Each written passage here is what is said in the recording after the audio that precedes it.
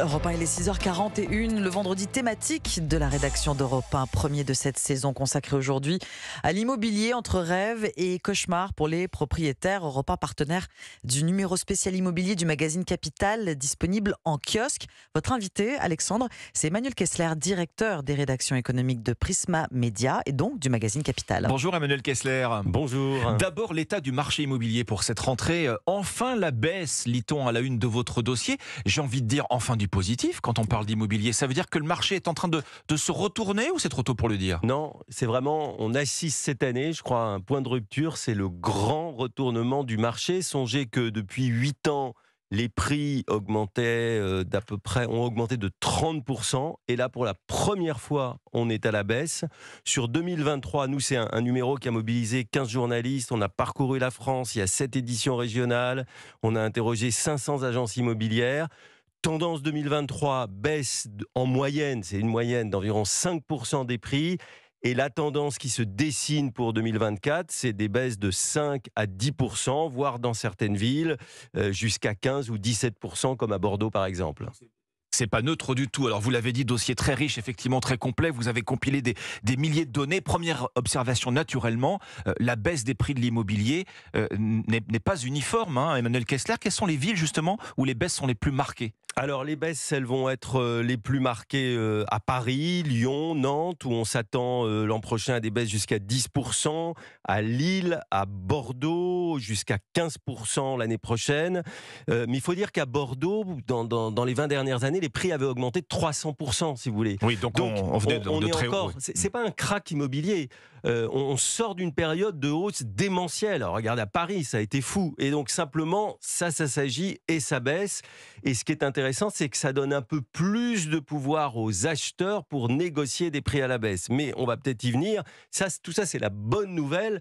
La mauvaise nouvelle, c'est que néanmoins, le pouvoir d'achat immobilier des Français, il est loin d'être à la hausse parce que cette baisse ne suffit pas à compenser la hausse des taux. Ce n'est qu'un début de rattrapage, en réalité. C'est un début de rattrapage et il y a un phénomène qui est énorme, qui d'ailleurs explique cette baisse, c'est qu'en fait, historiquement, les taux d'intérêt pour emprunter, pour acheter son appartement, pour acheter une maison, n'ont jamais progressé aussi rapidement dans l'histoire que ce qu'on a vu. Il faut songer qu'en 1 an et demi, on est passé, si vous alliez voir votre banque pour emprunter, sur 20 ans à peu près, des taux de l'ordre de 1%. L'argent était quasiment gratuit, c'était quasiment offert. Vous aviez vraiment intérêt à emprunter à plus de 4% aujourd'hui. On va avoir là maintenant des dossiers à 5%.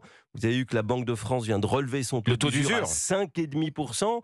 Et donc, la réalité, c'est que malgré la baisse des prix, les Français perdent du pouvoir d'achat immobilier. Bon, et tout ça, ça ne va pas s'arrêter. Le parcours du combattant, de ce point de vue, sur les taux d'intérêt, ne fait que commencer. Oui, vous avez raison, c'est un parcours du combattant. Je vais vous donner un exemple qui est simple. Pour 1 000 €, vous pouviez emprunter il y a 1 an et demi sur 20 ans pour acheter un appartement qui en valait à peu près 220 000. Aujourd'hui, pour 1 000 €, si vous voulez rembourser 1 000 € par mois, voilà, je vous dis que ma mensualité idéale, c'est 1 000 € par mois. Vous ne pouvez plus mobiliser 220 000 €, c'est passé à 170 000. Donc ça devient de plus en plus difficile. Et ce qu'on note dans Capital, c'est que notamment pour ceux qu'on appelle les primo-accédants, ceux qui veulent acheter leur résidence principale, maison ou appartement pour la première fois, c'est un vrai parcours du combattant. Il y a 40% des dossiers qui sont refusés par les banques. Ça devient vraiment très compliqué. Vous avez cette double page très, très concrète, très, très bien faite dans votre numéro spécial de Capital. Emmanuel Kessler, décrocher la meilleure offre avec plusieurs profils de candidats à l'achat. On voit bien, selon les revenus, les différentes capacités d'emprunt. On a une idée du taux d'emprunt, de la durée du prêt. Vos conseils à Capital, justement, pour permettre de décrocher un prêt, malgré toutes les difficultés actuelles ? Alors, d'abord, le premier conseil, c'est comme je vous le disais, le pouvoir, pendant longtemps, il a été aux vendeurs qui imposaient leur prix. Maintenant, les acheteurs peuvent négocier. Et là, on a beaucoup de témoignages dans les agences de biens qui ne trouvent pas preneurs. Et les agences nous disent, écoutez, les vendeurs, ils vont finir par être obligés de s'aligner, de baisser de 10-15%. Donc, il faut négocier. Il ne faut pas être trop... Voilà, faut y aller, il faut faire des propositions. On a une bonne marge à la baisse possible. On a une bonne marge à la baisse possible, d'au moins 10, parfois 15%. À Bordeaux, qui avait monté de façon stratosphérique. Je vous dis, il y aura des baisses de 17%. Ça, c'est le premier conseil. Le deuxième, c'est de faire jouer la concurrence entre les banques. Et un troisième conseil, c'est de faire jouer la concurrence sur l'assurance. Parce que vous savez qu'il y a une nouvelle disposition qui permet de détacher l'assurance emprunteur de l'emprunt immobilier pur.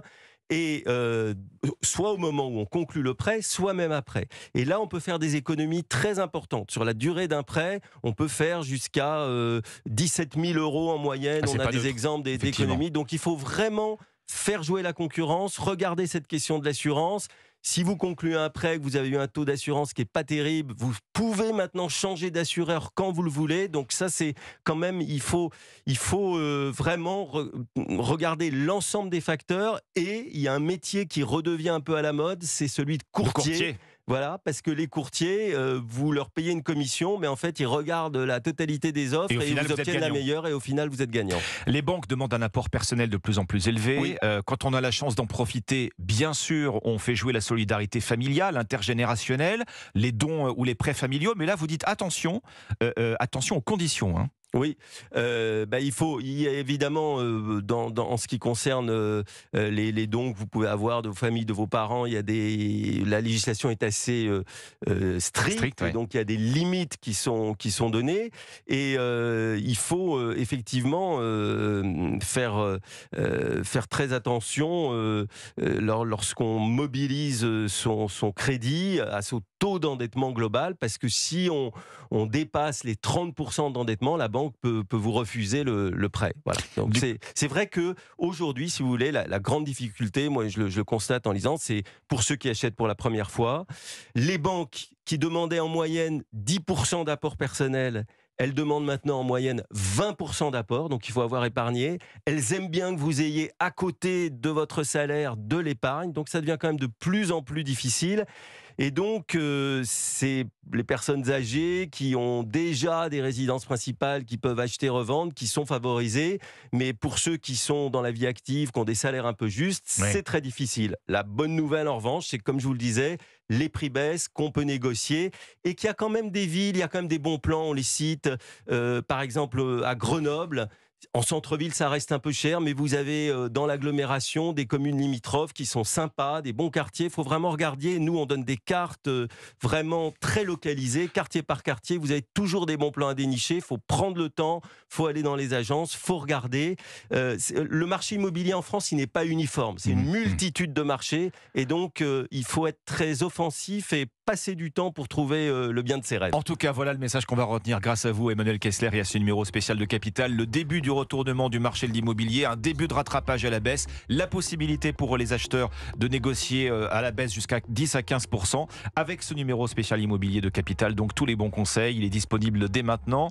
C'est un dossier très complet en partenariat avec Europe 1. Merci Emmanuel Kessler, directeur des rédactions économiques de Prisma Media.